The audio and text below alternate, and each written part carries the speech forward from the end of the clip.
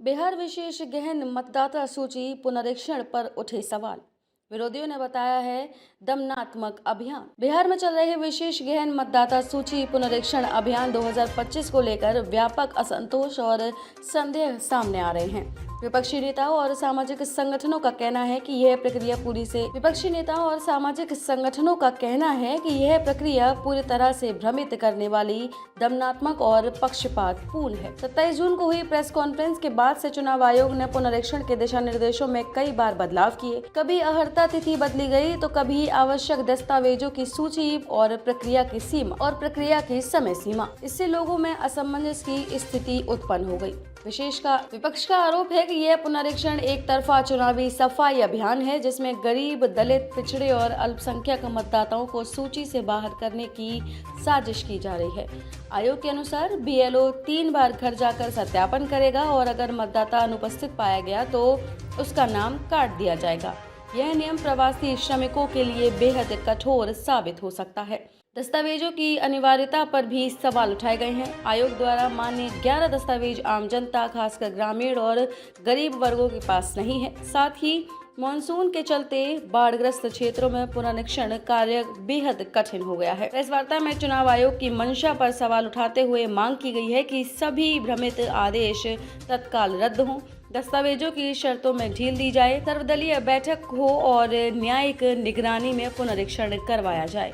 ये सिर्फ नाम नहीं, वजूद की लड़ाई है, वक्ताओं ने कहा। पेंशन नहीं मिलेगा, राशन नहीं मिलेगा, तो इनके साथ भारत की सरकार क्या करेगी? जब वोटर लिस्ट से नाम ही कट जाएगा तो यानी वो भारत के नागरिक नहीं होंगे।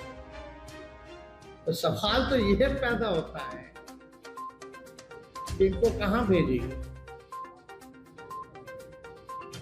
ये बहुत गंभीर मामला है। ये कई सवाल उठाता है और आश्चर्य की बात है कि चुनाव आयोग को समय नहीं है हम लोगों को समय देने के, बल्कि ये काम कार्यक्रम शुरू करने से पहले और पार्टी मीट बुलानी चाहिए थी, सबको कॉन्फिडेंस में लेना चाहिए था, सबकी राय को लेना चाहिए था, तब जो है नए सिरे से वोटर लिस्ट की प्रक्रिया शुरू करते, सब लोग सहयोग करते। कौन चाहता है कि भाई फर्जी वोटर? कोई दल नहीं चाहता फर्जी वोटर। और ये जिम्मेवारी तो आपके पास है। तो 2003 से 25 क्यों लगा भाई? और आपका तो रेगुलर कार्यक्रम चलता ही रहता है। हर साल वोटर जुटते हैं, कटते हैं। जिनकी मृत्यु होती है उनका नाम कटता है, जो 18 साल के होते हैं उनका नाम जुटता है। ये तो प्रक्रिया लगातार चलती रहती है। तब भी आपको लग रहा है कि यहाँ बड़े पैमाने पे हुआ है, तो वही वोटर हुआ। लोकसभा में चुनाव दिया था और नरेंद्र मोदी जी प्रधानमंत्री बने, तो यानी वो फर्जीवाड़ा है। मानिए फिर फर्जीवाड़ा, तो लोकसभा का चुनाव हुआ था। तो बहुत सारे सवाल जो है वो उठता है। वोटर बनने के लिए तो आप समझते हैं किसका नाम बचेगा, कटेगा। हर घर के सभी मतदाता, चाहे वो घर पर हो या माइग्रेटेड हो, का गणना के साथ संलग्न करने वाले आवश्यक डॉक्यूमेंट की हार्ड कॉपी या फोटो कॉपी तो उसके पास घर पर होगी नहीं। मान लीजिए जिसके पास डॉक्यूमेंट भी है, क्या उसके घर पर फोटो कॉपी या हार्ड कॉपी होगा? नहीं तो कराएगा कौन? यानी वोटर पे खर्चा बढ़ेगा। और यही नहीं, आपको व्हाइट बैकग्राउंड में पासपोर्ट साइज फोटो भी चाहिए, साइज भी बताया गया। जब बीएलओ आएंगे तो उनको देना पड़ेगा। अब कितना गरीब के पास फोटो है भाई? गांव देहात जाइए तो मांगिए तो व्हाइट बैकग्राउंड में फोटो। ये व्यवस्था तो इलेक्शन कमीशन को करना चाहिए।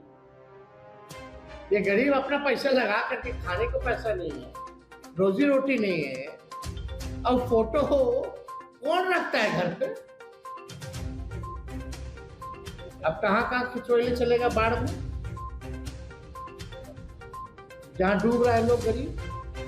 ये व्यवस्था तो इलेक्शन कमीशन को करना चाहिए ना। बिना व्यवस्था किए हुए, बिना कोई तैयारी के ये लोग कूद गए। ये तो पहली बार ऐसा हो रहा है। तो बड़ा चिंता का जनक है। वोट का ही अधिकार छीन लोगे तो बचेगा क्या गरीबों के पास। चुनाव आयोग की समय सूची टाइमलाइन के अनुसार तैयारी नहीं हुआ।